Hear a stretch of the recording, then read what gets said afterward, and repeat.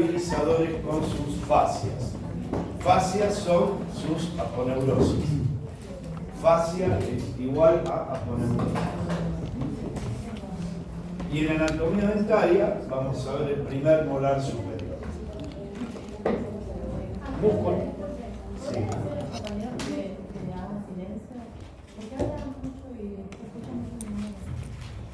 Por favor, hagan silencio. ¿Qué? No, en serio. No sean atrevidos. Bueno, dentro de estos músculos masticadores vamos a ver sus inserciones, sus relaciones, irrigación. Discúlpenme, profesor. Ahora se van a reír. Profesor.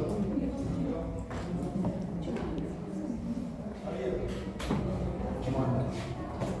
El mejor expositor de la primera clase de doctorado. Así.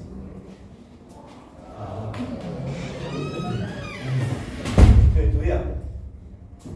Tengo todo, especialidades, magíster. ¿Qué me faltaba? El doctorado. Bueno, lo quería hacer. Por eso yo me siento como un chico rey.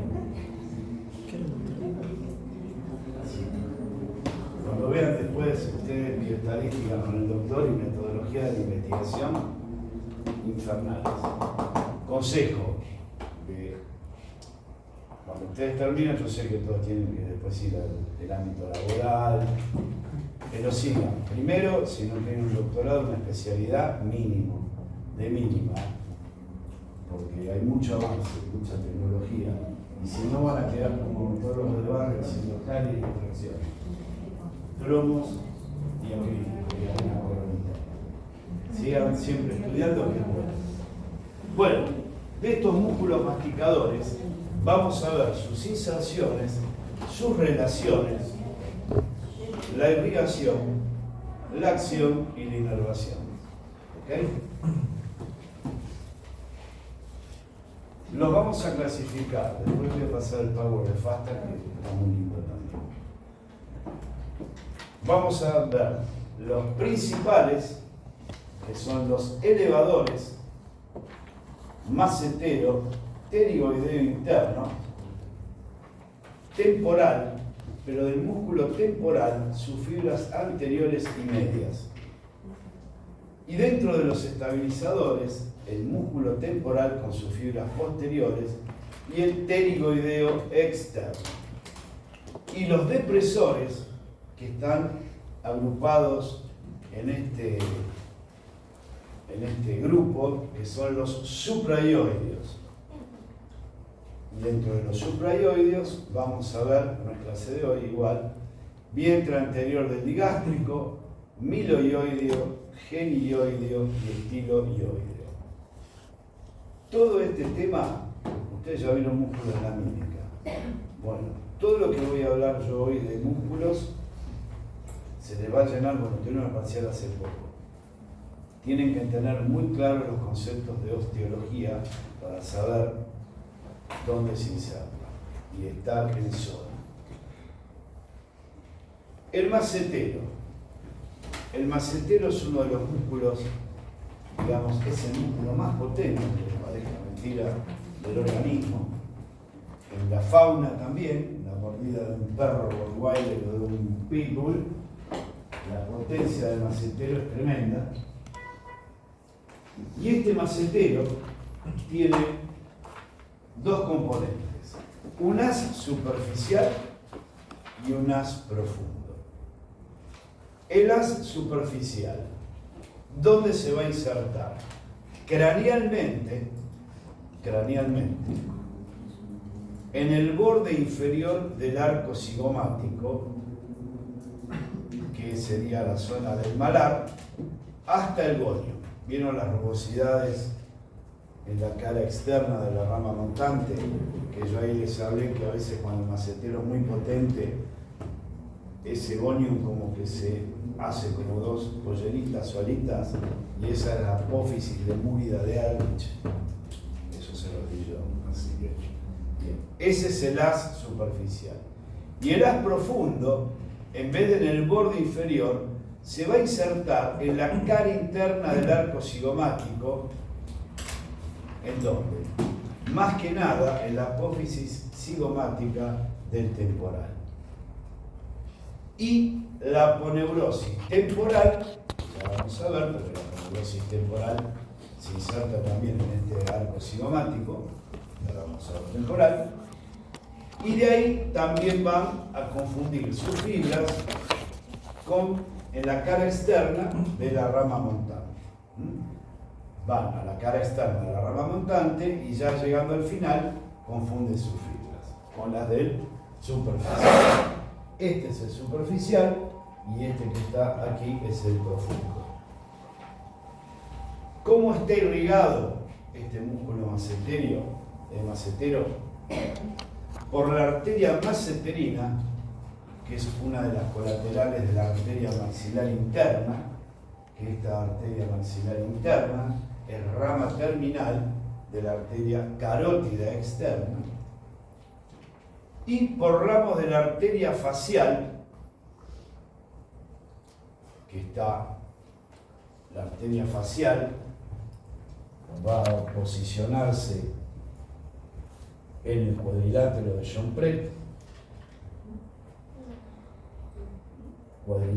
John-Pret, que es basal mandibular, borde anterior del macetero, inserción inferior del músculo buccinador, que ya vieron el otro día, y cara posterior del triangular de los labios. Ese espacio, que acá lo ven en amarillito, que es real, se llama cuadrilátero de John-Pret. John-Pret Linondale, pero pongámosle de John-Pret. Y en ese espacio de John-Pret, aquí, esto es importante clínicamente, porque a veces procesos infecciosos y abscesos, tanto de piezas superiores como inferiores, como es un espacio vacío, el absceso busca escapar, o sea, salir, y a veces se les posiciona acá, que son las famosas caras de Kiko. ¿Vieron Kiko del Chavo? Que cuando viene el paciente, doctor, tengo una infección, y en vez de tener acá, vino con la cara hinchada así. No es tan grave.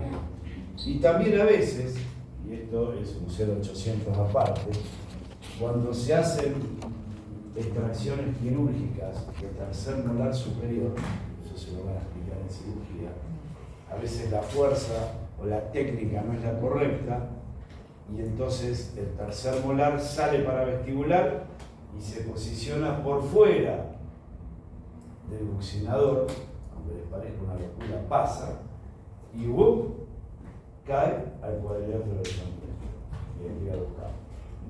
Así que el inferior, a veces con el tema de los elevadores, pueden hasta fracturar mandíbula o rompiendo el balcón de Fischer, accidente anatómico de la cara interna del cuerpo de la mandíbula, zona de molares. ¿Recuerdan ese balconcito de Romeo y Julieta?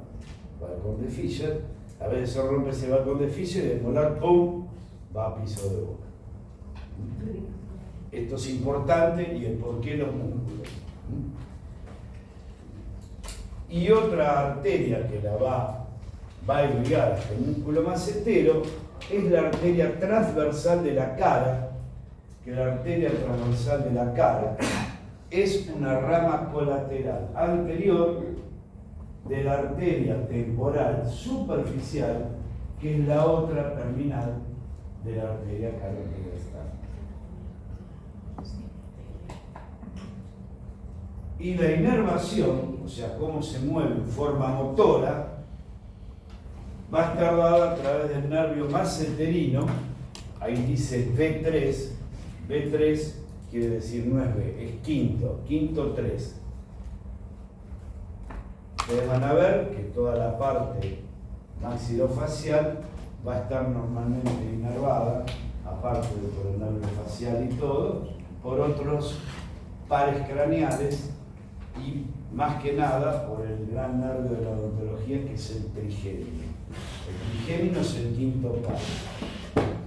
Hay 12 pares craneales, lo van a ver en la segunda parte de la cursada, Y se llaman pares craneales, ¿por qué? ¿Qué se les ocurre? Van desde el cráneo. Van desde el cráneo. Exacto, porque todos estos pares nerviosos salen por un agujero de base de cráneo. ¿Sí? En este caso, el nervio masseterino sale por el agujero oval del ala mayor del efenoides y cae en plena fosa cigomática. El quinto 2 o B2 es el nervio maxilar superior y sale por el agujero redondo mayor y llega a la fosa pterigomaxilar. Y el B1 o nervio oftálmico sale también del ganglio de Gasser, es una de las terminales del trigémino, que son 3, y pasa por la hendidura efenoidal hacia la órbita. Que ustedes bien saben, porque lo vieron ahora, la hendidura efenoidal es ese espacio formado por el ala menor y el ala mayor. Aponeurosis masseterina. Los preparados no deben pasar. Este es el cuadrilátero, para que se ubiquen. Este es el cuadrilátero. Basal mandibular, borde anterior de massetero, inserción inferior de buccinador y triangular. Parado. ¿Dónde se inserta? Por delante, atrás y abajo en la mandíbula. Arriba se fija en el zigoma o arco zigomático y queda abierta a nivel de las cortaduras sigmoides de la mandíbula para la comunicación con la fosa zigomática. Si yo meto el dedo por las cortaduras sigmoides de la mandíbula, desde afuera hacia adentro, meto el dedo o meto un estilete y llego a la fosa zigomática. ¿Se entiende? Ya vieron fosas. Estoy en región de fosa zigomática, o sea, región masseterina, fosa zigomática, y si me profundizo más, entro en esa pared virtual de la fosa pteriomaxilar y llego a la fosa pteriomaxilar. Si soy más loco y pongo el clavo más adentro, a través del agujero fenopalatino, llego a la fosa nasal. Todo conectado. Esto es para que ustedes tengan en cuenta. Ahora van a ver, bueno, clínicamente un montón de cosas. Gente que tiene trismus de massetero porque bruxa, no puede abrir la boca, hace ruido el ATM, procesos en piezas dentarias que le hacen doler hasta el oído, ya vamos a ver por qué en la segunda parte, pero bueno, y esa es la aponeurosis masseterina. ¿Para qué se necesita una aponeurosis? En músculos potentes, los músculos de la mímica cutáneos, salvo el buccinador, no tienen aponeurosis. ¿Para qué sirve una aponeurosis? Imagínense ustedes una masa muscular. ¿Ya vieron músculo en histología? El sarcómero lo tienen que haber visto. El músculo estelar. Entonces el músculo trabaja. La aponeurosis es una cubierta fibrosa, ¿vieron como un vacío que sacan la fibra? O la entraña, mejor dicho, ¿por qué? Envuelve al músculo. ¿Y qué hace? ¿Lo protege de qué? Porque cuando el músculo contrae, no se vaya de los límites. Ejemplo clarísimo. No soy Messi, pero agarro la pelota, dice desgarro. ¿Qué es un desgarro? El desgarro es la aponeurosis. Se abre, se lastima, y las fibras musculares salen para afuera. ¿Se entiende? Entonces, ustedes dirán, bueno, pero un músculo del muro, uno de los músculos más potentes. Lo mismo que los laterales del cuello, que ya van a ver las aponeurosis del cuello. Están todos envueltos porque previene eso. ¿Y el desgarro cómo se cura? O si es chiquito, los mandan a la rehabilitación y que haga una cicatriz queloide y nada más. Y si no, si es muy grande, tienen que abrir, meter el músculo para adentro como si fuera una hernia, suturar la aponeurosis, ponerle algunas mallas o algo para que no se vuelva a desgarrar, y por eso los jugadores de cualquier tipo de competencia deportiva de alta competencia, después tiene un proceso de rehabilitación. Eso es una aponeurosis. La aponeurosis es tejido fibroso, o sea, conectivo, que envuelve a los grandes músculos, a los que son necesarios. Y ustedes dirán, bueno, pero vimos músculos de la mímica. Piénsenlo, véanlo por esa parte. ¿Por qué el risorio de Santorini o el orbicular no tienen? No tienen fuerza esos músculos. ¿Y el buccinador qué? Sopla. Entonces puede desgarrarse. Y aparte está perforado, como les habrá explicado la doctora el viernes. ¿Por qué? Por el conducto de Stenon, que es el conducto de desembocadura de la glándula parótida, perfora el buccinador, que se lo vieron el otro día, y llega hasta la zona del segundo molar superior. Bien. Pterigoideo interno o medial. Y acá vamos. Esto lo estamos viendo de atrás y abajo. Se lo levantamos. ¿Y qué decimos? ¿Dónde se va a insertar?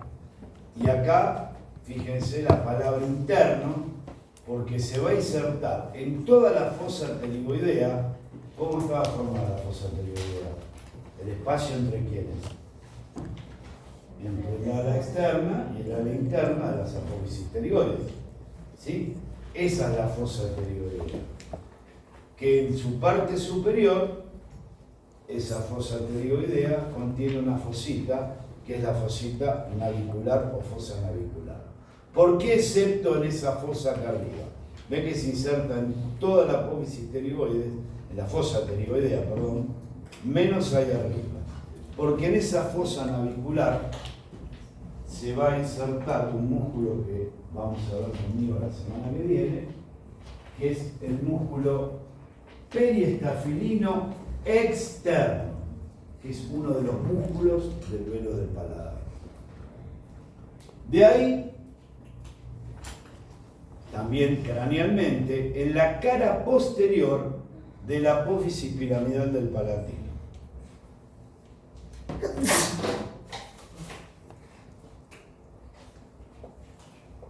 Apófisis pterigoides, a la externa, a la interna, y acá se acuerdan que quedaba una escotadura que se llamaba escotadura palatina. ¿Para qué? Para que en esa escotadura palatina, lámina horizontal y vertical del palatino, y acá apófisis piramidal del palatino. Esta apófisis piramidal encastra acá.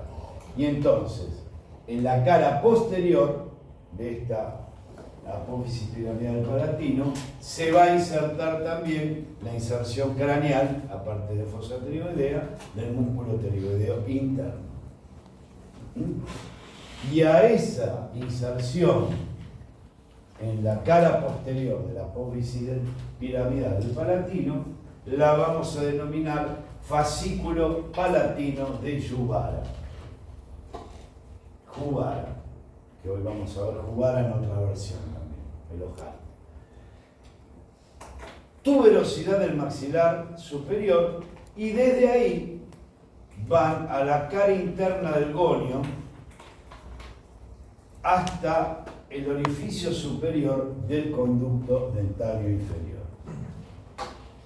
Ahí está insertado, pero si ustedes ven la mandíbula de atrás, acá tiene la espina de Spix y el conducto, bueno, el músculo se inserta hasta acá.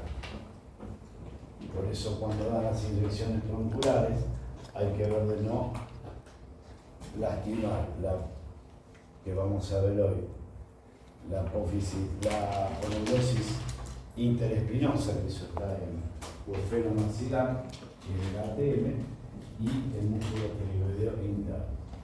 ¿Alguna vez le dieron una troncular? La anestesia detrás de todo allá. Vieron que a veces no duele y a veces queda unos días doliendo. Bueno, es lo normal. ¿Cómo está irrigado? Por la arteria pterigoidea, que es una rama colateral de la arteria maxilar interna, que es rama terminal de la carótida externa. Y ustedes se preguntarán, ¿por qué me das todo? Porque así es lo no puede decir, ¿cómo está irrigado? Arteria pterigoidea. ¿Rama de quién? angiología la vamos a ver en este cuatrimestre. Pero así es como se da en un final. Y el nervio del pterigoideo, que es una rama colateral del nervio mandibular o tercer rama del trigémino. Muy bien. Este es el interno. Y fíjense el otro músculo que lo coadyuva por fuera, es el macetero que recién vimos. Y fíjense que hacen como una silla de montar. Por eso en algunos textos van a escuchar pterigoideo interno o macetero interno. No es macetero interno, es pterigoideo interno. Y ahora vamos a ver por qué. Van a ver cómo entrecruza en sus inserciones craneales con fibras del pterigoideo externo en sus lugares de inserción. Ahí está, apófisis piramidal palatino, tuberosidad, ¿lo ven? Esa es la zona de inserción. Esto obviamente ya saben lo que es. Palatino, espina nasal posterior, temporal. Y acá vamos con este punto. Inserciones del músculo temporal. ¿Recuerdan parietal? Línea curva temporal inferior del parietal hasta la cresta efenotemporal. ¿Dónde ubican ustedes la cresta efenotemporal?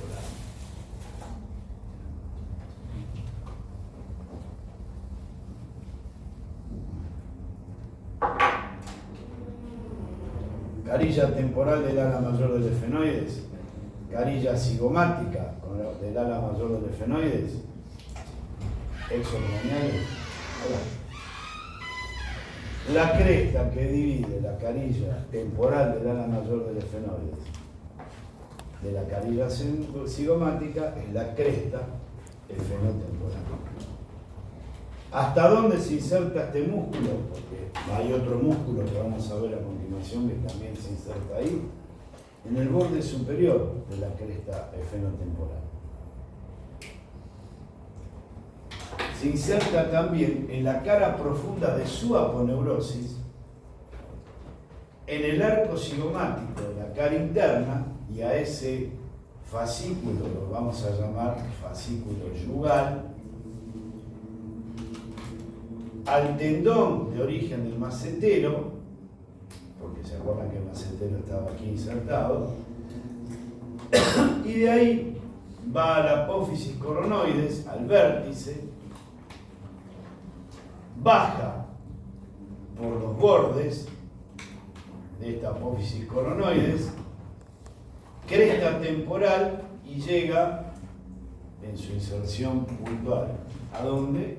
Al trígono retromolar.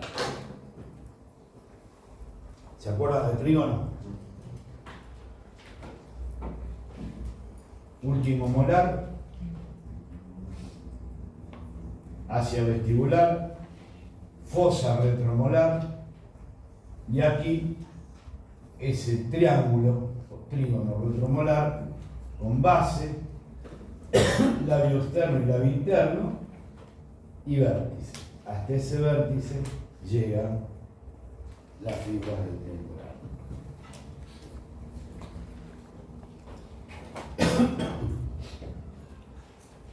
Y acá dice, ¿dónde se inserta la aponeurosis temporal? ¿Dónde se inserta? No se lo voy a mandar a buscar. Si el músculo se inserta en la línea curva temporal inferior, la aponeurosis lo tiene que cubrir. Entonces se inserta en la línea curva temporal superior y abajo en el borde superior del arco cigomático. Cuando llega al borde superior del arco cigomático, si el arco cigomático yo lo corto, así, lo corté y lo miro así, ¿se entiende? Entonces, esta aponeurosis llega y va a tener una inserción en la cara interna y en la cara externa. Todo el espacio que queda entre estas dos hojas de la aponeurosis temporal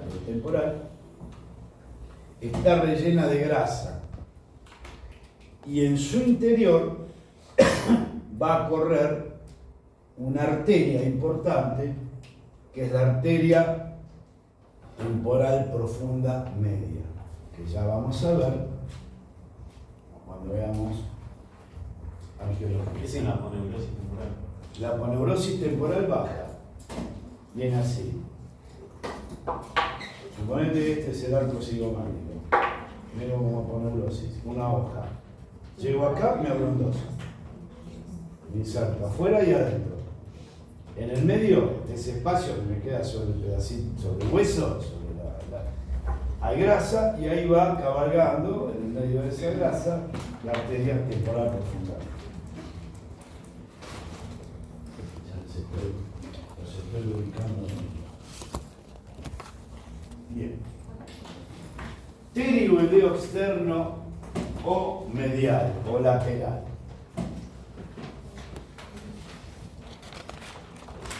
Este bucinador, conducto externo. Esto de acá, pterigoideo medial o interno. ¿Me siguen? Esto de espina de Spix, allá arriba, espina del efenoide tapada por el pterigoideo externo, ligamento efenomaxilar. Para ver el pterigoideo externo, ¿qué tuve que hacer? Cortar la mandíbula, retirar con macetero, ¿ven? Arco cigomático, retirar todo, ¿se entiende? Incluida apófisis coronoides, todo. Lo único que dejé fue el cóndilo. Este pterigoideo externo tiene dos fascículos bien delimitados. Y en alguna bibliografía pueden encontrar que les van a decir, más que nada no, que son los que van a ver cuando vean la tele, que fisiológicamente el pterigoideo externo son dos músculos, uno superior y uno inferior. No, nosotros anatómicamente el pterigoideo externo es un solo músculo que tiene dos fascículos. Un fascículo superior y un fascículo inferior. Y en el medio de ambos, un hiatus. ¿Ven? Por eso están los dos fascículos bien marcados y esto sería un hiatus. Fíjense algo, los dos fascículos, el superior y el inferior, cranealmente tienen distintas inserciones, pero a nivel mandíbula convergen en una, los dos. Decimos que el fascículo superior es el llamado fascículo efenoidal y el fascículo inferior es el llamado fascículo pterigoidal. Antes de ver ahora que vamos a ver las inserciones, la arteria maxilar interna pasa por un espacio que hoy vamos a ver, desde fosa o región parotidia a cigomática. Esto está en fosa cigomática. ¿Se ubican? Y tiene dos variantes esa maxilar interna. O aborda por el borde superior y hace este recorrido todo por la cara externa del músculo, y es su validad superficial, o se mete por atrás y aparece entre estos dos hiatus, ¿se entiende? Una hace esto, y la otra hace esto y sale, ¿se entiende? Y esa es la validad profunda de la arteria maxilar interna. Vamos a ver ahora sus inserciones, pero primero, clarísimo, las inserciones craneales son distintas, pero las inserciones mandibulares son la misma. Miren dónde está yendo y por qué se llama estabilizador.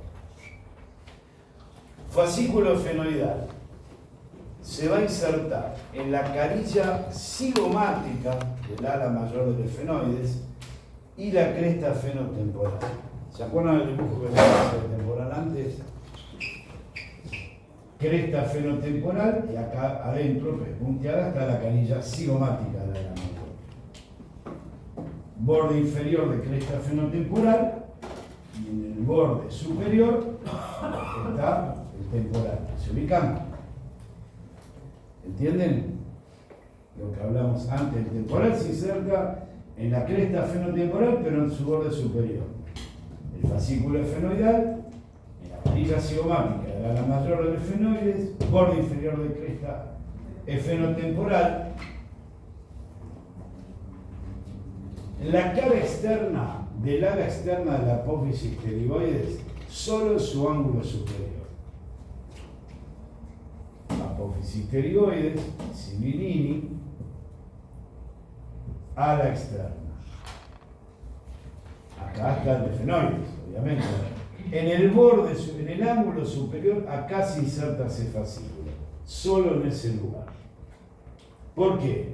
Porque el fascículo número 2, es el fascículo pterigoideo, se va a insertar en toda la cara externa del ala externa de la apófisis pterigoides, en la apófisis piramidal del palatino y en la tuberosidad del maxilar superior, confundiendo sus fibras de inserción craneales, este fascículo pterigoideo, con las fibras de inserción craneales del pterigoideo interno, cara posterior de apófisis piramidal, tuberosidad del maxilar, el interno. Este apófisis piramidal del palatino, lo que resta y confundiendo fibras, y también en la tuberosidad del maxilar superior. ¿Se entiende? Estamos acá.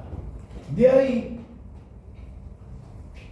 los dos fascículos se dirigen hacia la fosita pterigoidea del cuello del cóndilo. Toda articulación no vimos todavía, pero la ATM, cualquier articulación tiene un menisco articular y una cápsula que la rodea. Si no las articulaciones, ¿vieron cómo sería ¿cómo les podría explicar? Como un suncho de goma o como una que rodea toda la articulación para que no se desbande, tiene sinoviales, ya cuando veamos artrología lo vamos a ver.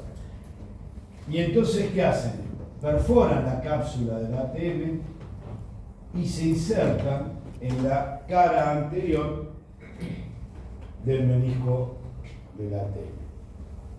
¿Y por qué es estabilizador? Porque si yo inserté en este menisco, cuando la mandíbula tiene movimientos, estas fibras hacen que el menisco acompañe el movimiento mandibular. Porque si el menisco estuviera ahí, la mandíbula va para adelante, tirada por los músculos, y se quedaría el menisco ahí arriba. En cambio, al estar insertada, este músculo en ese cápsula y menisco, es como que lo trae. Y estabiliza. En propulsión, por ejemplo, si se contraen los dos pterigoideos externos, hagan esto. ¿Sí? Y cuando se contrae uno solo, las lateralidades.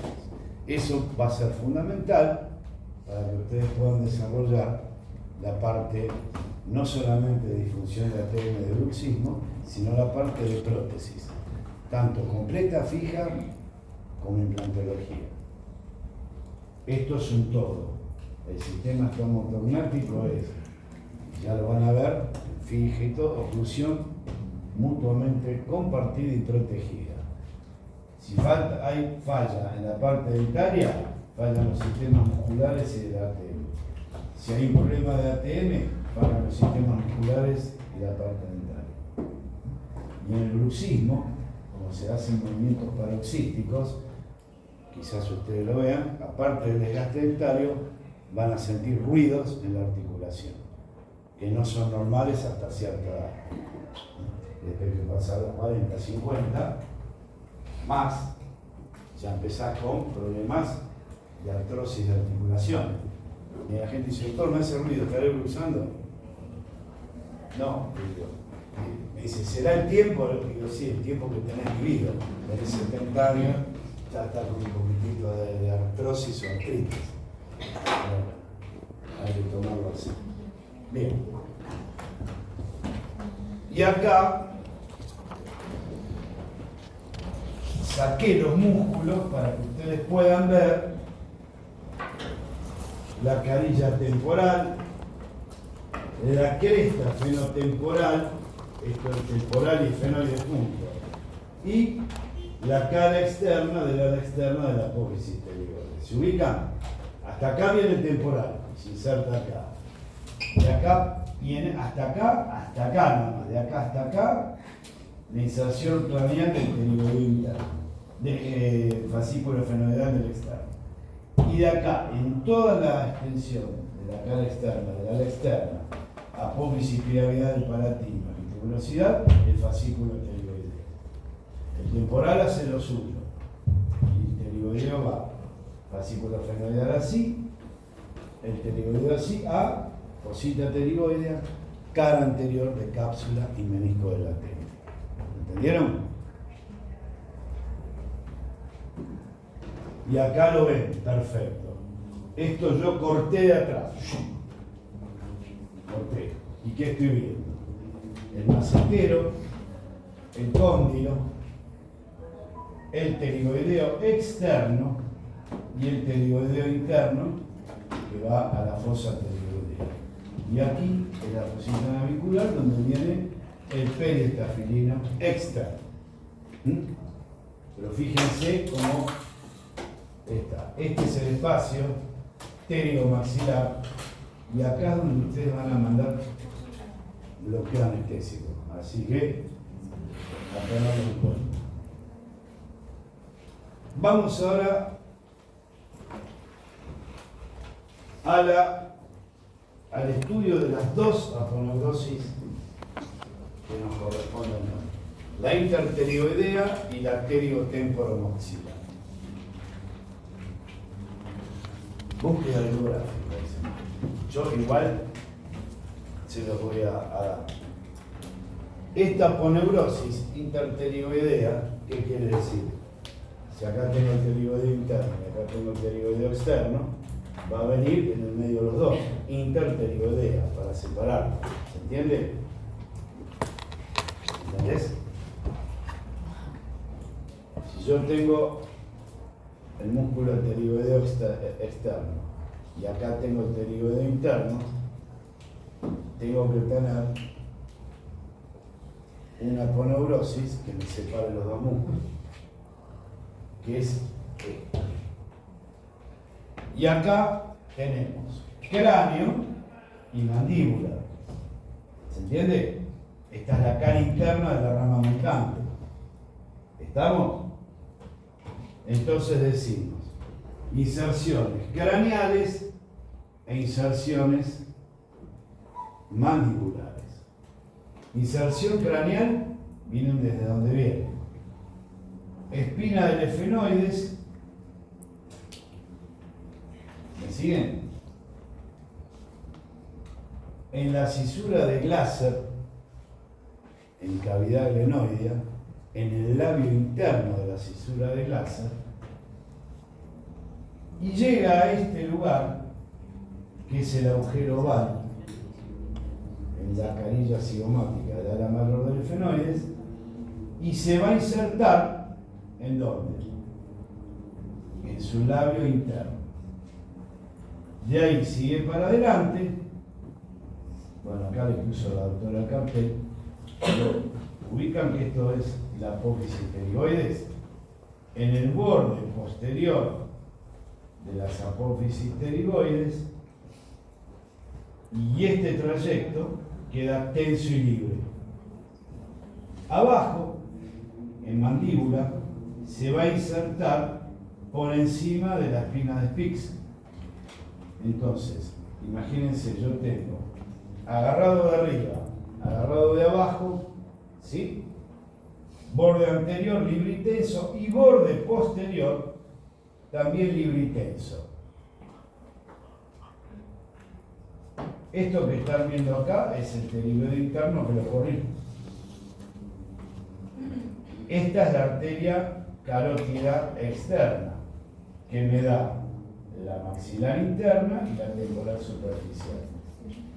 Acá van a ver que esta arteria, en vez de estar rojita, está punteada. ¿Por qué? Porque se mete por dentro de la aponeurosis interpterioidea. Y el borde libre de la aponeurosis interpterioidea va a relacionarse, borde libre, libre intenso así, y acá ¿qué tengo? El cóndilo. Este espacio entre el cuello del cóndilo, que estaría acá, y el borde libre posterior y tenso de la aponeurosis interpterioidea me forman un espacio que es el denominado ojal retrocondilio de Juvara. ¿Por qué retrocondilio? Porque el cóndilo está acá y el borde posterior está acá. Y ese ojal retrocondilio de Juvara me va a relacionar la región parotidia con la región cigomática. Y por ese ojal retrocondilio de Juvara pasan la que les mostré ahí, la arteria maxilar interna. Obviamente, si hay una arteria, hay una vena que acompaña, la vena maxilar interna y un nervio que es rama colateral posterior, o sea que va para atrás, del quinto par mandibular. Y es el nervio aurículo temporal. Pregunta de examen, final y todo. ¿Cómo se forma el ojal retrocondilio de Juvara? Por el borde posterior de la aponeurosis interpterioidea y el cuello del cóndilo. Y por ese ojal retrocondilio de Juvara pasan la arteria maxilar interna, la vena maxilar interna y el nervio aurículo temporal. ¿Puede repetir, profe? ¿Eh? ¿Borde posterior del cóndilo? No. Borde posterior de la aponeurosis interpterioidea, cuello del cóndilo, y por ese ojal retrocondilio de Juvara pasan la arteria y vena maxilar interna y el nervio aurículo temporal. ¿Qué dijo que relacionaba? La fosa parotidia o región parotidia con región cigomática. Están ubicados donde están, ¿no?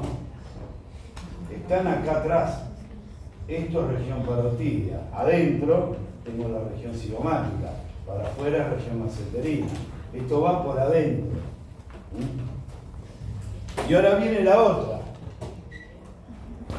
con el nombre raro.